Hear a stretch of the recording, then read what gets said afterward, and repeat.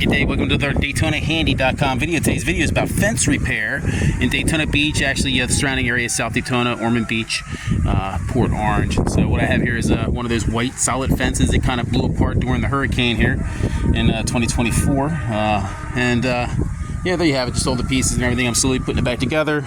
Different posts broke off, and most of the posts kind of like just wind blew themselves back and were so far out of balance or level that I had to really dig them up completely, right, and redo the posts. And so slowly get to the point where we're gonna put the pickets back, hopefully put this thing all back together. You see the amount of damage it did here. And so yeah, if you need some kind of fence repair, hopefully it's a smaller fence repair than this.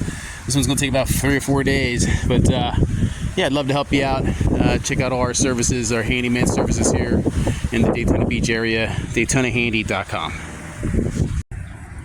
Alright, welcome back, DaytonaHandy.com. So back here with our fence repair, actually almost a fence install here, but really fence repair, existing fence, blown down by the hurricane, it turned into like a million pieces. In the previous video you saw, it was always quite a few sections that were down. So I got quite a few sections up now. I got one broken post that I'm going to rig and jig, and I'm going to show you that here in a minute. But I'm working on this corner, get this corner all tidied up, and that worked out really nice. I actually scooted that in just a little bit because part of this upper beam is broken, and so I needed to gain, I had to cut off. I'm going to have to cut off 3 or 4 inches of that, right? So yeah, I got to cheat something in there somehow. Anyway, let's see what I can do there. This all worked out nicely. Part of this was still up, right? But it was leaning pretty good. It all got concrete, and so really I think got 12 bags of concrete, 80-pound bags of concrete or so. And gate turned out nice, although it's different. I don't understand. It's like too big for the opening now, right? Once I got it all squared up, so I don't know what happened there. It's had multiple repairs over the years, so I'm going to actually cut that down a bit. And actually, there's a gate repair video that I'll probably be sharing. You can see the thing came to a point where the existing things it's too short, and when it closes up, it's way too big. It's like 4 inches too big, and it being pretty level everywhere, right? The thing is just off. And yeah, maybe this pole could cheat out a little bit, but still I'm 2 inches too fat, and I beat the heck out of this. So it looks like I'm gonna have to cut these upper risers down a little bit and rig and jig it, right? And then ultimately, the problem with the thing is actually when it's closing, it's hyperextending. There's no block here to stop it from hyperextending, right? It doesn't stop, it wants to come in.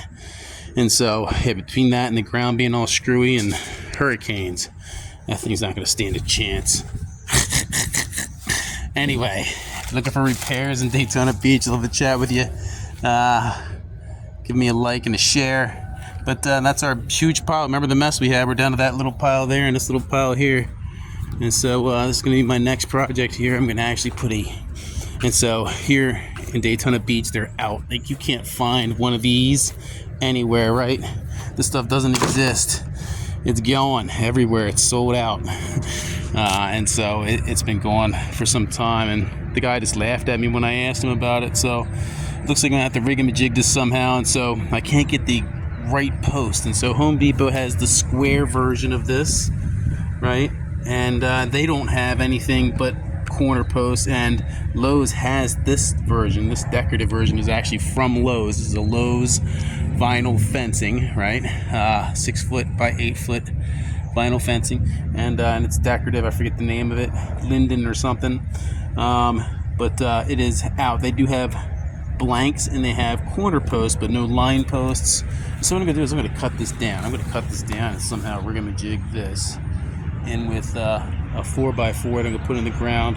I'm gonna rehang this, and somehow I gotta make the base, look nice again, right? Make it all secure, and in worst case, I'm gonna have screws up and down the thing, and then concrete the crap out of it. That's my plan. Yep. All right. So that's gonna be my thing, and then over here, doing good. Everything else should go back together, as long as I'm not missing any of these pickets, which it looks like I'm definitely missing. I'm missing some pickets, so I'll probably get a count on that next. All right, thanks for stopping by. Daytona Beach Handyman Services, DaytonaHandy.com. All right, welcome back, DaytonaHandy.com. And so our fence repair here, Ormond Beach, Daytona Beach. And so, yeah, gates all back up. Cut that down dramatically. Now it clicks, yeah. And so, yeah, it's a little goofy. Just a little more space on top to bottom, and bottom to top.